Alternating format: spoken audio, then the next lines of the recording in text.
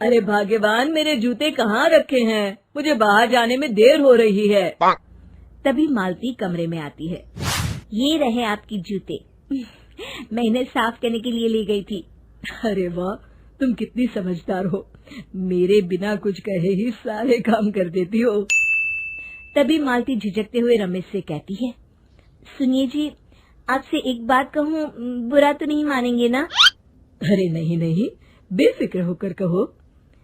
शादी से पहले मैं अपने मायके में नौकरी करती थी। मैं चाहती हूँ कि अब मैं फिर से नौकरी करना शुरू कर दूं। वैसे भी सारा दिन घर में बोर हो जाती हूँ।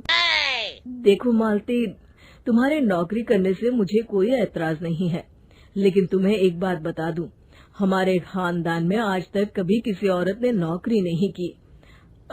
फिर भी एक बार तुम माँ से पूछ कर देखो, अगर वो तुम्हें नौकरी करने की इजाजत दे देती है तो अच्छी बात है।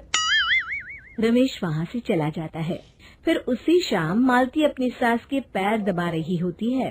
तभी उसकी सास मालती से कहती है, अरे क्या बात है बहू, आज तो ठीक तरह से मेरे पैर नहीं दबा रही। किसी ख्याल में खोई पड़ी है क्या? मैं भी तो जानूं आखिर बात क्या है। अब दरअसल वो माँ जी। अरे हाँ हाँ बोलो, इतना सोच क्यों रही हो? माँ जी, अगर आप बुरा न माने तो मैं नौकरी करना चाहती हूँ। घर के काम करने के बाद मेरे पास काफी वक्त बच जाता है। मालती की ये बात सुनकर उसकी सास गुस्से में कहती है, अरे बहू, तेरी तबीयत तो ठीक है ना? आज ये कैसी बहकी बातें कर रही है? भला हमारे खानदान में आज तक कभी किसी औरत ने नौकरी की है जो तू नौकरी करने की बात कर रही है, हैं? अरे बहू, तू क्या रिश्तेदारी में हमारी नाक कटाना चाहती है? जितना जल्दी हो सके अपने दिमाग से नौकरी का भूत उतार दे, और अब जा, जल्दी से रसोई में जा, खाना बनाने का वक्त हो रहा है। मालती मन मार कर खाना पकाने के लिए रसोई घर में चली जाती है। अगले दिन, नमस्ते माँ जी, कैसी हैं आप? अरे आओ आओ दिवाकर बेटा, बैठो, मैं तुम्हारे लिए चाय मंगाती हूँ। बहू, जरा एक कप चाय तो लेती आना। फिर दिवाकर एक फाइल खोलकर मालती की सास के सामने रख देता है। ये देखिए माँ जी, ये है पिछले महीने का हिसाब और ये रहे मुनाफे के रुपए। एक बार हिसाब देख लीजिए और इन कागजों पर अपने दस्तखत कर दीजिए। अरे दिवाकर बेटा, मैंने भला आज तक कभी तेरा हिसाब देखा है जो अब देखूंगी? ला बता, कहाँ दस्तखत करूं? तभी मालती चाय लेकर वहाँ आ जाती है और अपनी सास को बिना कागजातों को पढ़े इस तरह लापरवाही से दस्तखत करते हुए देखकर हैरान रह जाती है।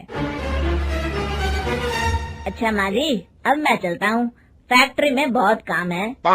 फिर दिवाकर वहाँ से चला जाता है। कुछ दिनों बाद मालती बाजार में कुछ सामान खरीद रही होती है। तभी एक बूढ़ा आदमी उसे आवाज देता है, अरे मालती बेटी, कैसी हो? मुझे पहचाना? मैं तुम्हारी कंपनी में मुनीम का काम करता हूँ। हाँ चाचा जी, मैं आपको बिल्कुल पहचानती हूँ। कहिए, कैसे हैं आप? मैं तो ठीक हूँ। कंपनी में कुछ भी ठीक नहीं चल रहा, यहाँ तक कि हमें ठीक वक्त पर तनख्वाह भी नहीं मिलती। ये आप क्या कह रहे हैं? अब क्या बताऊँ, आप लोग तो कभी हिसाब किताब देखने दफ्तर आते नहीं। मेरी मानो तो एक बार आप लोग दफ्तर आकर सारा हिसाब किताब देख लो, आपको असलियत पता चल जाएगी। अच्छा बेटी, अब मैं चलता हूँ, देर हो रही है। फिर वो बूढ़ा वहाँ से चला जाता है। वहीं दूसरी तरफ मालती घर पहुंचकर अपनी सास को सारी बात बताती है। तभी वहाँ रमेश भी आ जाता है, लेकिन मालती की सास मालती की किसी भी बात पर विश्वास नहीं करती। तभी रमेश कहता है, अरे माँ, बिना आग के कभी धुआं नहीं उठता।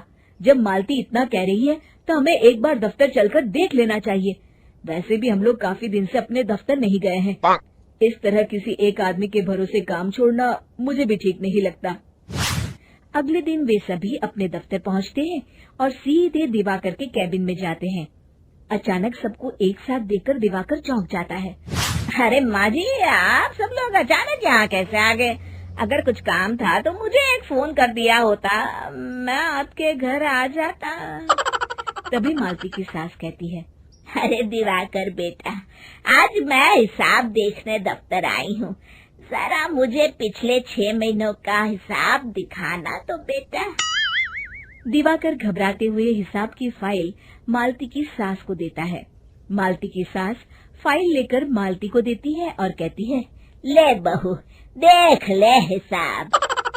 मालती फाइल को बड़े गौर से देखती है और अगले ही पल उसे सारी गड़बड़ी समझ में आ जाती है। वो अपनी सास से कहती है, माँ जी, मुनीम चाचा बिल्कुल सही कह रहे थे। हमारी कंपनी में पिछले 6 महीनों में जितना मुनाफा हुआ है, हमें उसका आधा पैसा भी नहीं मिला। यूँ समझ लीजिए कि 1 रुपये में सिर्फ चवन्नी ही हमारे हाथों में आई है। मालती की बातें सुनकर मालती की सास गुस्से से दिवाकर को पूछती है, क्यों दिवाकर, मेरी बहू जो कह रही है वो सच है? दिवाकर समझ जाता है आज उसका भांडा फूट चुका है।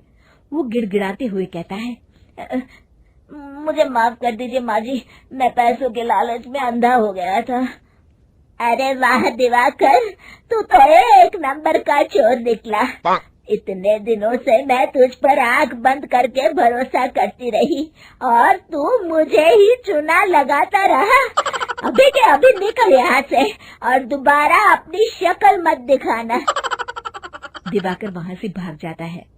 मालती की सास मालती को शाबाशी देते हुए कहती है, बहू, आज मैं समझ गई कि पढ़ाई लिखाई हमारी जिंदगी में कितनी जरूरी है। मैं बहुत किस्मत वाली हूँ जो मुझे तुझ जैसी बहू मिली है। शिक्षा, पढ़ाई लिखाई का इस्तेमाल सही जगह करके हम दुनिया में बहुत कुछ बदल सकते हैं।